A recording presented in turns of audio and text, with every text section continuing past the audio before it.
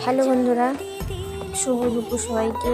এই দেখো, আমি গতকাল শনিবার আমাবস্যার দিন ছিল, ওই দিন আমি গেছিলাম বড় মায়ের পুজো দিতে। এই যে বড় মায়ের কাছে ফুল ডালা নিয়ে পুজো দেওয়ার জন্য মানে লাইনে দাঁড়িয়েছি। প্রচুর ভিড়। এই তো সামনের দিকটা তোমাদের দেখিয়ে দিচ্ছি, দেখো সামনের দিকটা। এই যে লাইনে দাঁড়িয়েছি, প্রচণ্ড ভিড়।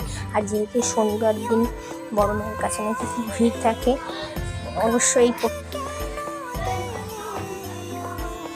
অবশ্যই প্রথমবার গেলাম বড় মায়ের কাছে। জয় বড় মা। এই দেখো কত বড় লাইন, প্রায় আমরা প্রচুর লোকের পিছনে ছিলাম।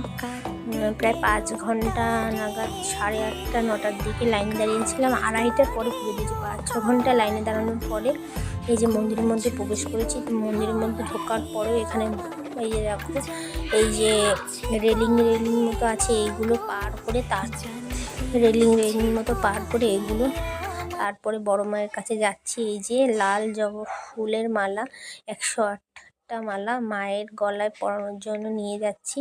প্রচুর দর্শনার্থীরা দেখো মাকে দেখার জন্য আগ্রহী।